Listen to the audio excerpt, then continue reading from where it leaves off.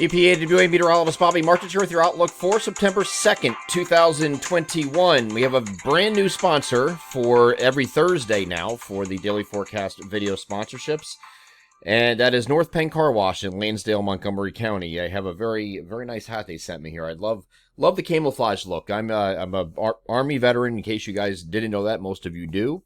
So I love wearing camouflage shorts, shirts, whatever. So that this fits me well. I love the hat.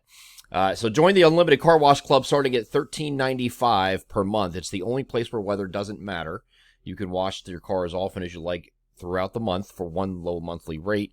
And if you mention EPAWA, you get your first month for only $9.95. Okay, so do that. It's North Penn Car Wash in Lansdale, Montgomery County. It's 986 Sumneytown Pike in Lansdale. New sponsor of the Daily Forecast video for Thursdays. So we're going to start off with a radar review. Yesterday was a very surreal day. I can't really explain it any other way than that because we expected the flooding, expected tornadoes to be further southeast. That's exactly where it was.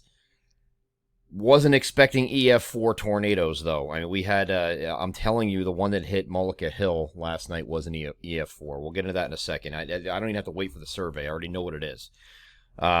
So we're going to start off with a radar review over the last 24 hours, just to show you what this did. So we had a concentration of heavy rain in the interior today, and a lot of people were saying, well, what's going on down here? We don't have any rain yet. And then finally, all that heavy rain moved east and just trained in over the same areas over and over again. And then New York City got hit with a flood emergency with all this that sat over Brooklyn, the Bronx. I mean, that area was just inundated with some serious rainfall. The whole area was. We have flooding everywhere. So this was not something that was unexpected from a flooding standpoint. We knew this was going to take place. What we're not expecting is the tornadoes to be as destructive as they were. So some of these tornadoes went across southern New Jersey, parts of southeast PA, went over by Ambler and Maple Glen. There's a tornado that hit there. I know that for a fact. I know they're going to go out and investigate that today, but I don't need the National Weather Service to tell me there was a tornado. I guarantee you there was a tornado because we had not only the rotation of radar, but we had a debris signature. So what a debris signature does is, and I'll show you that in a sec. I'll wait on that. I'll show you what that is. But this is the radar review. It's just on that tremendous rain that we've had over the last 24 hours or so. So finally, Ida remnants are going to be pulling away today. We won't have to deal with that. Here's the radar signature that I posted. This is a look at what circulation looks like. This is a very tight couplet. And this is, I put a post out right before the National Weather Service issued a tornado warning for it when it was down here over Salem County. Said, we got a pretty good rotation with this. I think this is a possible tornado. And already started warning people ahead of time, probably about 5-6 minutes ahead of the Mullica Hill tornado that touched the ground. Probably wasn't enough time. So, I mean, this rapidly developed.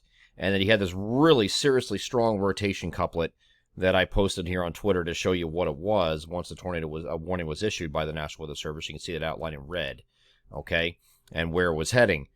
This is a specialized radar called the correlation coefficient. And what this does, all this, I don't know what color is this, mauve, maroon, whatever.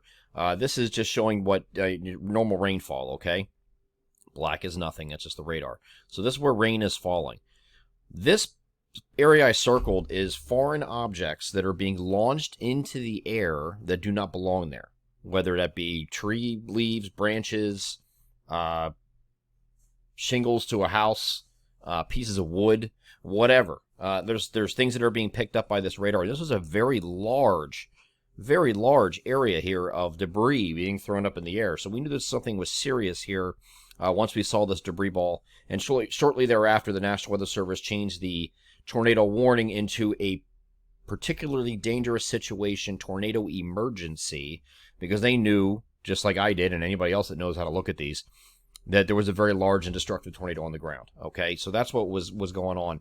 So when we're getting these images in, this is what we're getting on. Let me raise this up. This is off my Twitter account.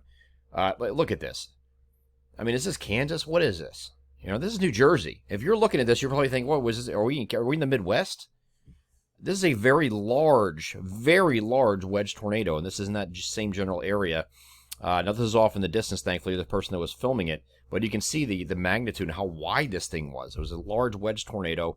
Ended up being a multiple vortex tornado. And then I had my son in there last night. He was actually he's a Millersville student in the meteorology program, and they went storm chasing for the damage here. And they followed this tornado in here into Moloka Hill here. And look at the damage. Look at that. Just fine across the street. But when the tornado got on this side here, and you got uprooting trees, houses completely leveled. These are well-constructed homes, probably $1 million homes. I mean, they're pretty expensive, pretty nice area, just completely shredded here. So this is what we were dealing with, and these are the guys chasing here. My son's filming, but it was just a very surreal day, and I hope most of you got away with minimal flooding, and you're not dealing with that many problems today. But you do have a chance to dry out today, thankfully. It is a mostly sunny day today in the wake of Ida moving away. Wall-to-wall sunshine expected today, and very pleasant temperatures here. We're going to be 72 to 76 is the range today, and even a little bit cooler tomorrow. 70 to 75 is a spread, but same thing, mostly sunny. So we're starting off the holiday weekend on Friday. For those of you who have off Friday, the kids have off. Mostly sunny again. Saturday's another mostly sunny day and very similarly pleasant. So starting off the holiday weekend, very nice.